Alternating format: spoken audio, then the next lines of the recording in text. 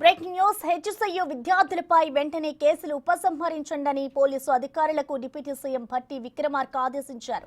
Judicial remand లో ఉన్న ఇద్దరు విద్యార్థులకు సంబంధించి కేసుల ఉపసంహరణకు చర్యలు చేపట్టాలన్నారు.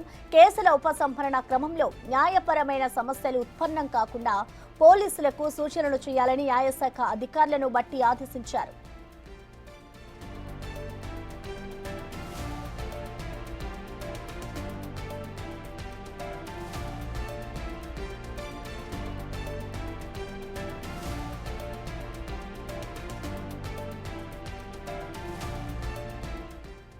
ఏదైతే హెచ్ఎస్యు విద్యార్థులపై కేసులు నమోదయ్యాయో వాటన్నిటిని కూడా ఉపసంహరించాలి అంటూ కూడా ఇటు డిప్యూటీ సీఎం భట్టి విక్రమార్క పోలీసులను అయితే ఆదేశించారు. దానికి సంబంధించిన పూర్తి అప్డేట్స్ ని మా ప్రతినిధి వాసు అందిస్తారు. వాసు,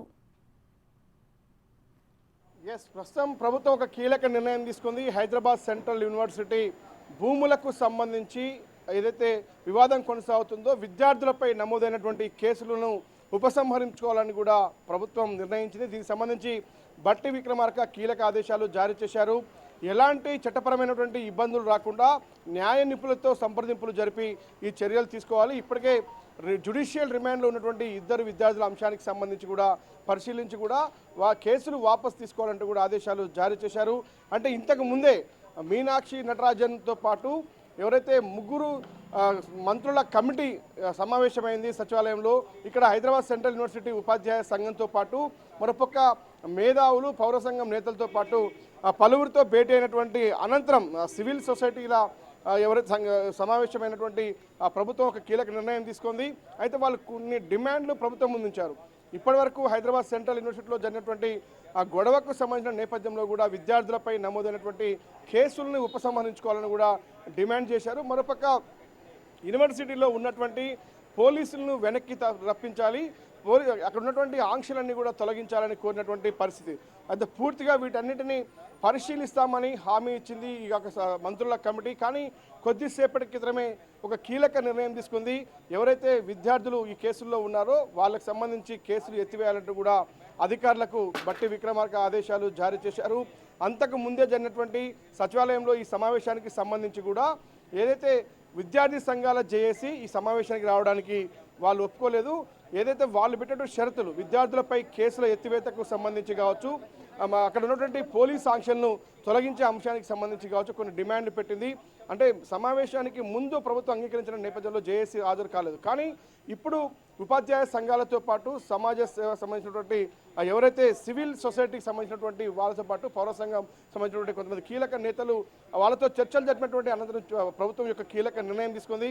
ఎందుకంటే హైదరాబాద్ సెంట్రల్ యూనివర్సిటీ ఏదైతే భూమికి సంబంధించినటువంటి వివాదంలో కూడా ఎక్కడా కూడా వివాదాలకు తావివ్వకుండా ఉన్నటువంటి సమస్యను సామరస్యపూర్వకంగా పరిష్కరించుకునేందుకు ప్రభుత్వం ప్రయత్నాలు చేస్తుంది. ఈ నేపథ్యంలోనే ఈ కమిటీ ఏర్పాటు చేసింది.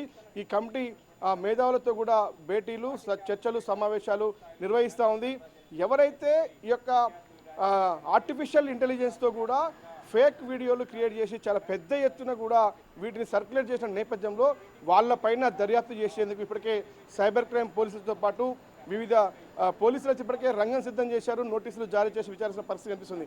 విద్యార్థులను రెచ్చగొట్టి లేనిపోని తప్పుడు వీడియోలు ప్రచారం చేసి కూడా విద్యార్థులు కేసుల్లో ఇరికే విధంగా ప్రయత్నాలు సాగించారు. ఎవరైతే కీలకంగా దురుద్దేశపూర్వకమైనటువంటి ఈ సర్క్యులేషన్ చేశారో, ఫేక్ వీడియోలు క్రియేట్ చేశారో వాళ్ళపైన కేసులు నమోదు చేసే యోచనలో ప్రభుత్వం ఉంది. దీంట్లో రాజకీయ ఇంటెన్షన్ ఉన్నది. ఎందుకంటే ప్రభుత్వ భూములకు సంబంధించి జరుగుతున్నటువంటి విషయంలో కూడా అనవసరంగా ప్రతిపక్షాలు కలగజేసుకొని సోషల్ మీడియా వేదికగా కూడా పెద్ద ఎత్తున తప్పులు పోస్టులు సర్క్యులేట్ చేసిన నేపథ్యంలో విద్యార్థులు మరోపక్క చాలామంది ప్రముఖులు కూడా ఆ ఫేక్ వీడియోస్ చూసి స్పందించినటువంటి తీరుకు సంబంధించి ఏఐ టెక్నాలజీతో ఎవరైతే ఆ వీడియోస్ క్రియేట్ చేశారో వాళ్ళని ఇప్పటికే విచారించే యోచనలో పోలీసులు ఉన్నారు. దానికి సంబంధించి ఒక ప్రత్యేక విభాగాన్ని కూడా ప్రభుత్వం ఏర్పాటు చేయబోతోంది. త్వరలోనే అరెస్టుల పర్వం కూడా కొనసాగే ఉంది. ఎవరు ఎక్కడి నుంచి ఆ పోస్టు సర్క్యులేట్ చేశారన్న అంశానికి సంబంధించి ఎందుకంటే విద్యార్థులు ప్రత్యక్షంగా యూనివర్సిటీలో మాత్రమే ఆందోళన చేశారు. పోలీసులు జరిగినటువంటి తోపులాటల నేపథ్యంలో కూడా కేసులు నమోదు చేశారు. ఆ కేసులన్నీ కూడా ఉపసంహరించుకోవాలని ప్రభుత్వం యోచిస్తూ ఉంది. సేమ్ టైం ఎవరైతే తప్పుడు ప్రచారం చేశారో వాళ్ళపైన విచారణ అయితే చేయబోతోంది. మొత్తానికి సెంట్రల్ యూనివర్సిటీకి సంబంధించినటువంటి విద్యార్థులపైన పెట్టినటువంటి కేసులను ఎత్తివేయాలంటూ కూడా అధికారులకు ప్రభుత్వం అయితే ఆదేశాలు జారీ చేసి దీనికి సంబంధించి భట్టి విక్రమార్క ఇప్పటికే ప్రకటన విడుదల చేశారు. Thank you Vasu.